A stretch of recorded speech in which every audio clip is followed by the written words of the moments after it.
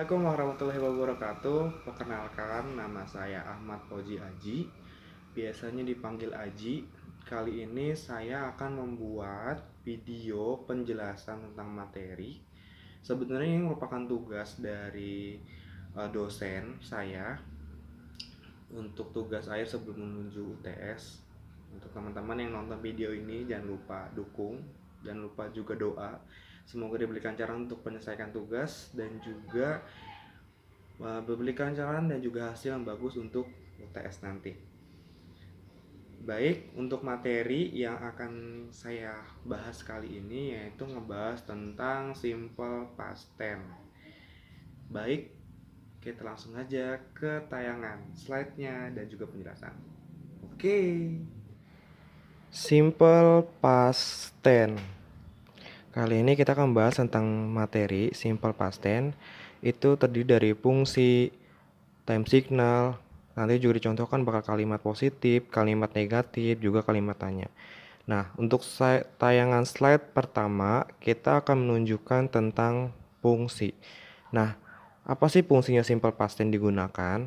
Biasanya, simple past tense digunakan untuk mengungkapkan suatu kejadian yang terjadi di masa lampau. Nah, biasanya itu menunjukkan peristiwa udah terjadi, peristiwa yang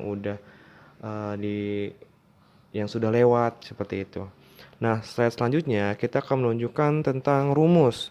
Biasanya, simple past tense memiliki rumus tergantung kalimatnya. Ada kalimat positif, negatif, dan juga kalimat tanya.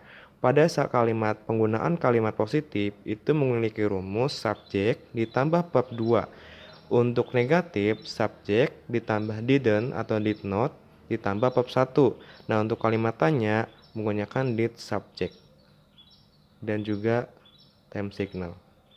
Nah, untuk selanjutnya itu time signal. Kapan sih waktu digunakan untuk simple past tense?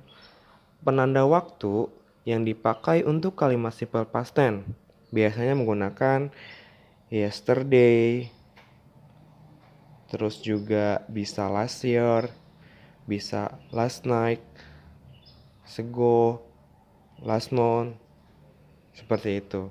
Dan masih banyak lagi yang biasa digunakan. Yang penting menunjukkan kalimat tersebut simple past tense, seperti itu.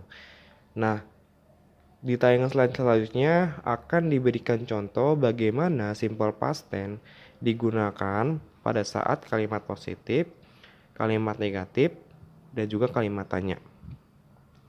Pada contoh yang saya contohkan, yang saya buat, itu hanya menggunakan time signalnya itu menggunakan yesterday. Mungkin lain waktu, lain kesempatan akan menggunakan contoh time signal yang lain.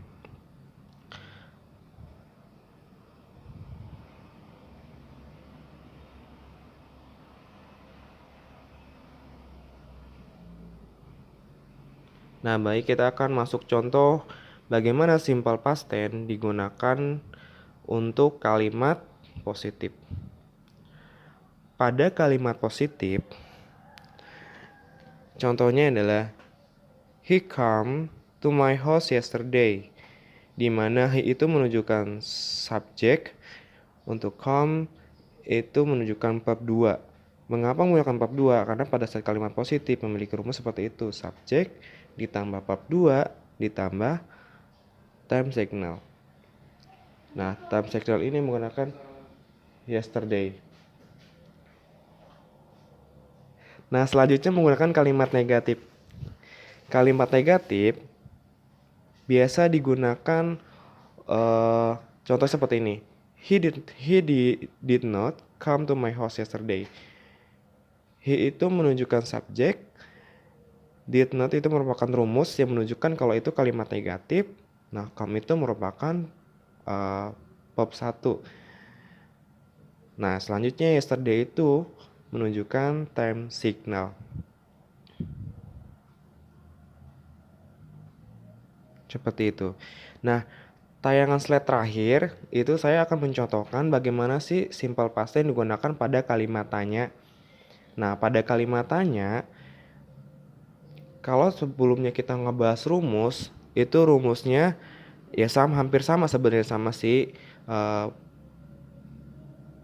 kalimat negatif, cuma bedanya did-nya di awal. Maka menggunakan did ditambah subjek ditambah verb 1 dan menunjukkan last-nya itu dengan menggunakan time signal tadi. Nah, contoh kalimatnya adalah did he come to my house yesterday? Did itu merupakan rumusnya, he itu merupakan subjek, verbnya 1 itu come, terus time signalnya itu yesterday. Pada pola negatif dan tanya, kata kerja menggunakan verb 1 karena didahului dengan did dalam bentuk past atau lampau seperti itu. Baik, segitu saja penjelasan dan juga pemaparan materi dari saya tentang simple past tense. Bila ada kata-kata yang kurang baik atau kata-kata yang kurang tersusun, saya pribadi mohon maaf. Semoga apa yang saya lakukan bermanfaat. Saya akhiri. Assalamualaikum warahmatullahi wabarakatuh.